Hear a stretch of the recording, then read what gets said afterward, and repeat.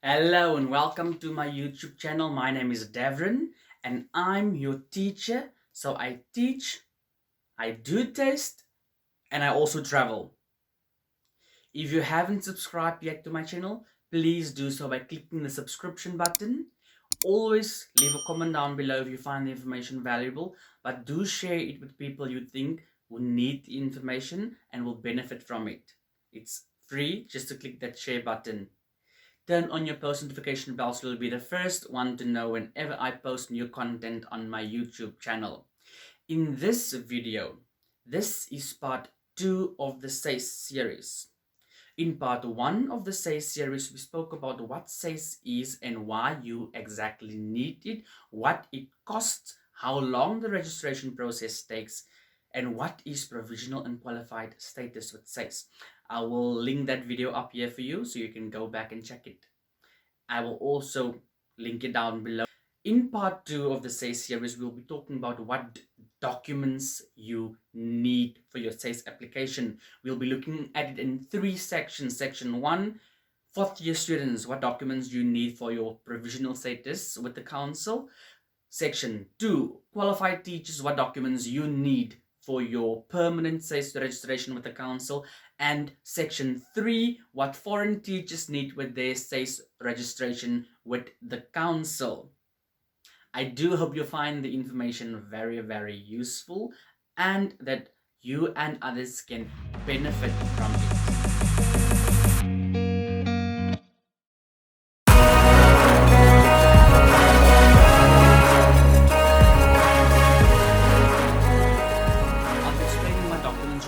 For your SACE application in 3 sections in this video. In section 1, I will be looking at what 4th year education students need to apply for their provisional registration with the council. In section 2, I'll be looking at what qualified teachers need for their application with the council, and in section 3, what qualified foreign educators need for their application with the council for SACE registration. Student teachers, listen up. The documents you need for your SACE application is very important, and these documents need to be certified by a Commissioner of Oath or the Postal Services here in South Africa. The first document you need is your ID copy, a certified copy of your ID, and take note that the certification cannot be older than 3 months on these documents you need for SACE. The second document is your matric certificate, the one that has been commissioned by Umalusi, not the statement of results. The third document you need is your proof of registration. This proof of registration must be obtained from your registrar at your university or college, and it must be on the official letterhead signed by a student record division employee. The fourth document you need is your academic record. Your academic record must be on the official letterhead of your university or your college, and it must show all the modules you have done thus far and the results obtained for those modules. The fourth document you need, and it's also a very important document, that is your police clearance certificate. Take note that I have posted a video on how you can get your police clearance certificate. I will link it up here. It's important that your police clearance certificate is not older than 6 months. Take note that some police clearance certificates are valid for 3 months and others for 6 months. All these documents need to be scanned individually for you to submit with your SACE application on the electronic channels. The next one is very important as well, is your proof of payment to the council. Your proof of payment for your application fee for registration. It is 200 Rand. This can be paid directly into SACE bank accounts. I will put the details here for SACE bank accounts, and I will also put it down in the description. I will also link the video on how you can apply for police clearance certificates in the description. And you need to send the proof of payment to yourself. If you do an electronic fund transfer and EFT to SACE, send the proof of payment to yourself so you can upload it or submit it with your application to SACE.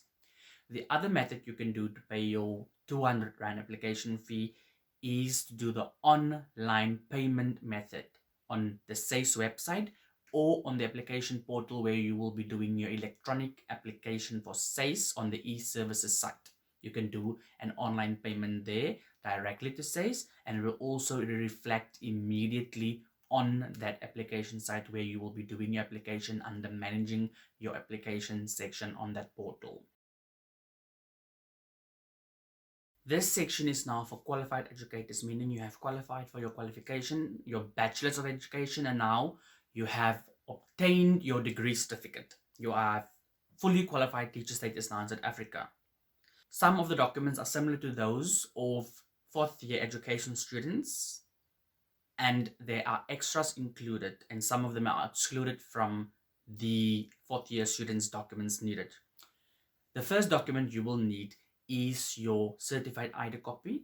You will also need your matric certificate commissioned by Umalusi, a certified copy thereof, and the important document you will also need is your academic record or your academic transcript. This transcript will show that you have completed your degree. It will state there degree awarded and when the degree was awarded and when it was passed. It's important that this must be submitted on the official letterhead of the university or college. The other important document is your degree certificate. This certificate states that the degree has been completed and awarded to you. You are the qualified teacher. This document must also be certified along with your academic transcript, and certification cannot be older than 3 months on all of these documents. If you are already provisionally registered with the council, meaning you applied for provisional registration in your final year of your studies, you do not pay another 200 Rand for your application. You actually pay 50 Rand, meaning you save 150 Rand because you have already registered provisionally. You have a registration letter to prove that. You only pay 50 Rand administration fee with the update application and submit it to SACE to update your details to fully SACE status, and you will be given your SACE certificate.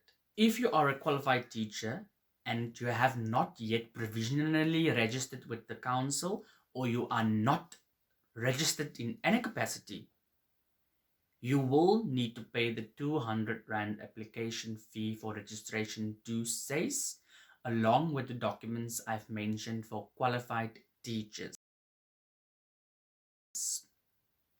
Foreign teachers, take note, this is section 3 now. Foreign educators are people who completed their qualification outside South Africa. They qualified teachers outside of South Africa but want to teach in South Africa. You need documents listed for qualified teachers, but there are also some documents SACE will require of you. You need to inquire with the council for what documents extra you need to submit with them. Your application fee is 400 Rand to apply for SACE registration and to be given your SACE certificate. It is also best that you check in via the contact lines for SACE office to find out what documents you need, what the exact documents you need for the status you are applying for. It's very important that you know what documents you need and that these documents are certified and scanned individually to be sent to SACE for verification purposes. Thank you for watching the video thus far.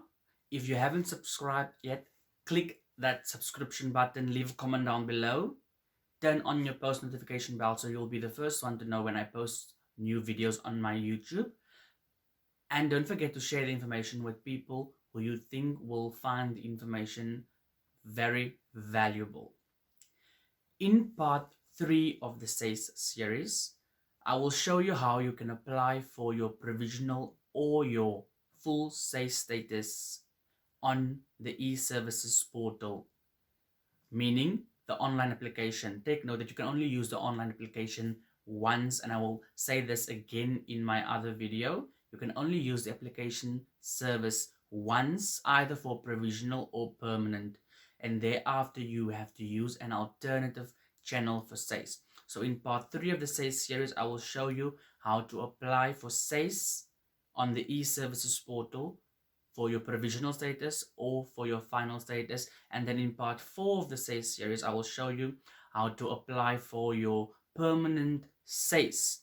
If you have already used the e-services portal, I will show you the alternative method you can apply for your permanent SACE after qualifying, using their email addresses, and how you should go about getting your application in through the use of their email. Stay tuned, and I hope that you enjoy the SACE series thus far and you find the information very, very valuable. Stay tuned.